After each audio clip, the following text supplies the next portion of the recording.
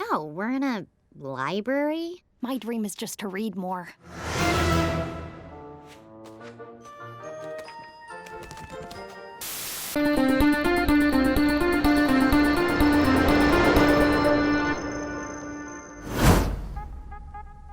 Hello and welcome all back again with another DuckTales analysis video. Today we are going to be looking into the episode A Nightmare on Kill Motor Hill. And I guess you should already know that this is obviously a reference to the horror franchise Nightmare on Elm Street, which would be about the second time Disney referenced it, by the way. Within this adventure, Lena and the rest of the gang, including their newest recruit Violet, whose character is pretty much one-dimensional, but I'll save that for later. Just as many expected from the season 2 promo, Lena suffers from nightmares that stem from her fear of slowly becoming Magica, something that was hinted to us in Friendship Hates Magic. One thing for sure, however, is that I wasn't aware of Lena having the ability to use magic until this episode, but it does make sense due to her being a part of Magica Dispel. I walk the earth and wield her power to bring about McDuck's last hour.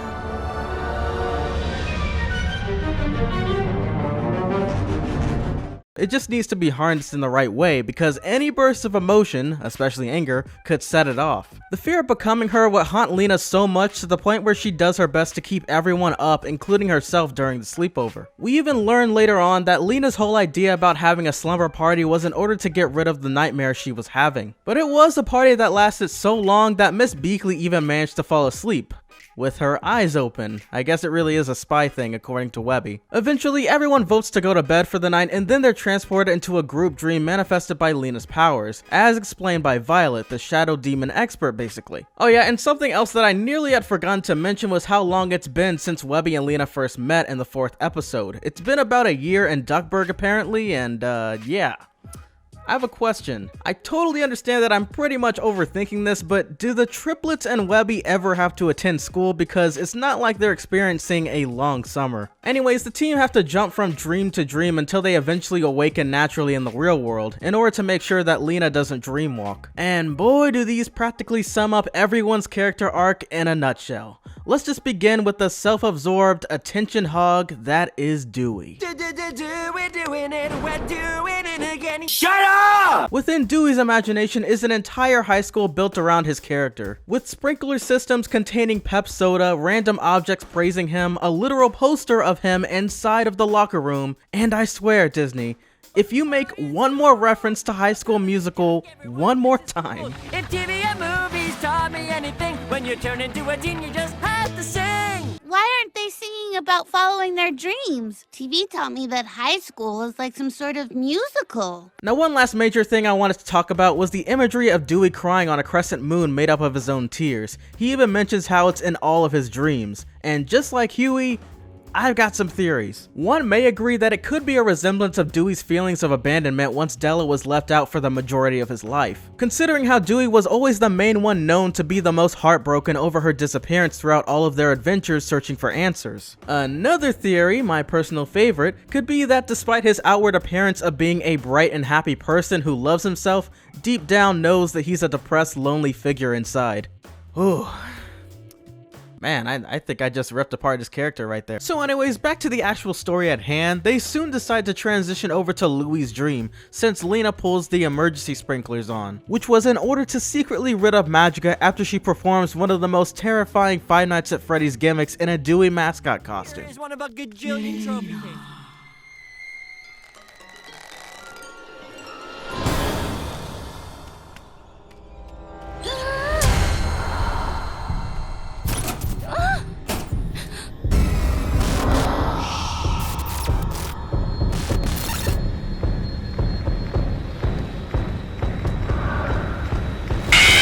So after that crisis is averted, we're then shown inside of Louie's dream, which consisted of him being even lazier than ever. And I'm pretty sure I'm getting a Garfield vibe from this.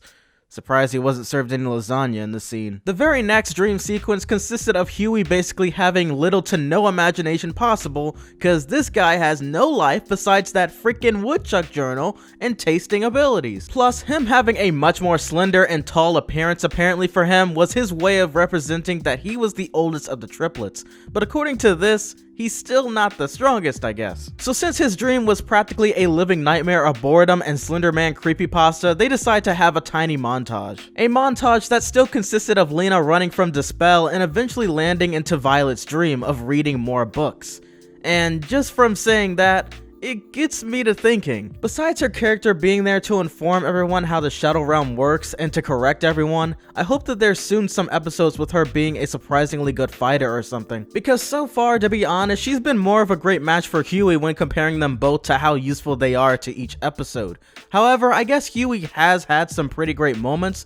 We just need more of Violet. Continuing on with the story, Lena witnesses Magica once more, only this time she plummets down inside of her very own jacket, probably symbolizing how she uses her sweater as a comforting mechanism and also that Magica has officially taken control of her mental state. Right before making it inside of Lena's nightmare, there's a moment inside of Lena's sweater vortex that consists of a formula called the compound interest formula. It's a strange Easter egg since it's something that I believe is a formula that businesses use for keeping up with gross income in their workplaces. I guess it was there just as a random inclusion, but I just wanted to mention that as part of the analysis, I guess. Once Lena lands, she's then met up with Magica, who convinces her that she's just as evil as she is, which would explain her constant disconnect from everything else and not feeling normal. And she nearly gets the best out of Lena, tormenting her to the point where she morphs into Magica's figure combined with a bat-like creature, seeing herself as the monster. And this once again shouldn't come as too much of a surprise since Lena has had multiple times of fearing Magica, but also flat out expressing how Magica taking over was her literal worst nightmare back inside of the episode The Other Bin of Scrooge McDuck. Webby soon realizes that it was Lena all along after she is saved by Lena and sees her friendship bracelet on as well. Thankfully, however, Webby opens Lena's eyes, making her realize that though she derived from Magica, she still has shown in many ways just how kind and compassionate in comparison she is. And then the entire gang have to soon band together to save Lena, since Magica instead no longer attempts to sway her into giving herself up, but to then forcefully drag Lena back inside with her. But because of the wonderful, spectacular, powerful magic of the friendship bracelets that Lena earlier gave out to the rest of the team, she was able to get free. So then they all managed to awaken and notice a drone made by none other than Magica herself fly away outside in the distance, returning back to her.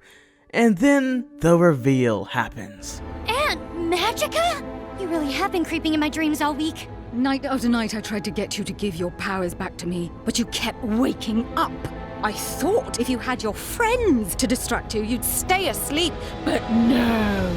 You can give my powers back right here, though. Take my hand. Look at this dude. You really don't have any powers left. I don't need you. You need me. Yeah, Magica's just gonna be a laughingstock for the rest of the series, isn't she? So well, with all that being said and presented, that is all the time I got for today's video. Surely Magica will somehow get her powers back, since we do see her in the few future clips back into her green powerful skin. I mean, same time, Disney's been deceiving us lately with their promos, so hopefully it's not a trick. But anyways, this has been your boy, The Next Big Thing, and I'll see you till then. Peace!